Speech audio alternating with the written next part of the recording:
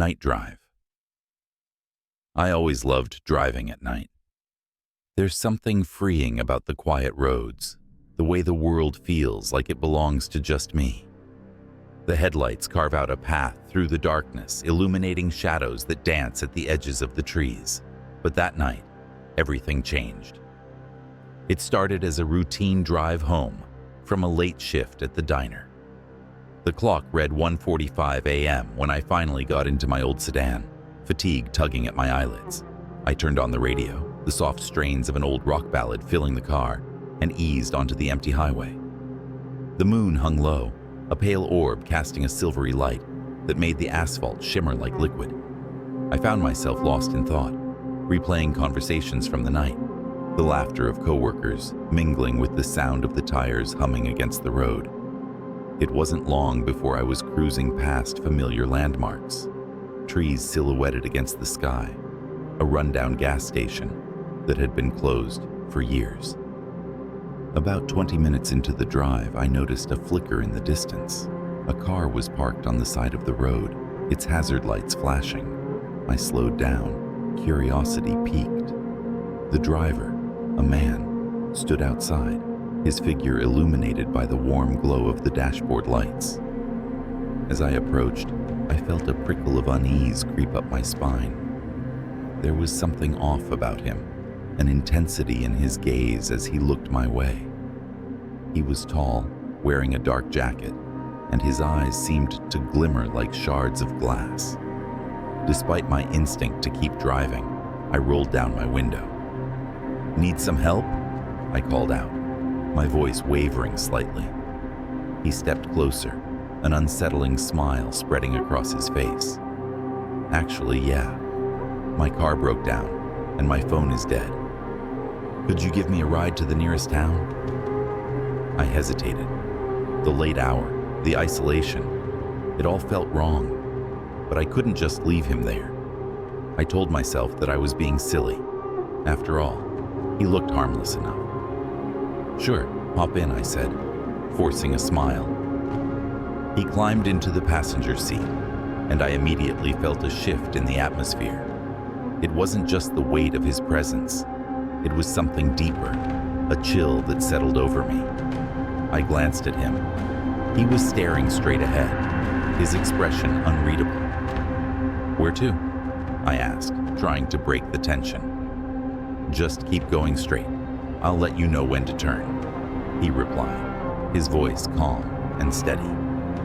As I resumed driving, the radio began to crackle, the music fading into a series of static bursts. I reached to adjust the knob, but the sound wouldn't clear. The man in the passenger seat remained still, his gaze fixed out the window. I could feel a knot tightening in my stomach. Minutes passed in silence, the only sounds coming from the engine and the occasional rustle of wind against the car. I glanced at him, expecting to catch a glimpse of gratitude or relief, but he was staring into the darkness as if he were peering into another world. "Do you live far?" I asked, attempting to break the eerie silence. "Not far," he said, his voice low. "Just a little further down this road." Something in his tone sent a shiver down my spine. My heart raced as I tried to focus on the road ahead. The trees loomed larger, their branches twisting like skeletal hands. I felt the urge to speed up, to escape the growing sense of dread. "Have you ever been out here at night?" he asked suddenly, his voice sharp against the stillness. "Not really," I admitted, glancing at him again. "It's pretty quiet." He chuckled softly, but there was no humor in it. Quiet can be deceiving. I turned my attention back to the road, but the hairs on my neck were standing on end. His words echoed in my mind, and I gripped the steering wheel tighter, fighting the urge to turn around and drive as far away from him as possible. Without warning, he leaned forward, peering intently at something in the distance. "Stop the car," he commanded, his voice low and urgent. "What? Why?" I asked, panic flooding my veins.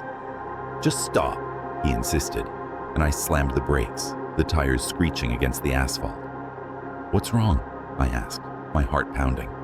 He pointed ahead. "Look." I followed his gaze, and my blood ran cold. There, in the middle of the road, stood a figure, a woman in a white dress, hair long and wild, obscuring her face. She swayed gently, as if caught in a trance, her presence radiating an unnatural energy that sent shockwaves through me. "Get out of the car!"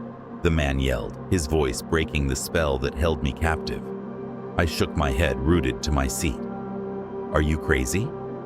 What do you mean?" But he was already opening his door, stepping into the night. My instincts screamed for me to flee, but fear pinned me down. The woman began to move, gliding toward him, her feet barely touching the ground. A chilling wind whipped through the car, and I felt an overwhelming sense of foreboding. "Get back in!" I shouted, but he was entranced, moving closer to her,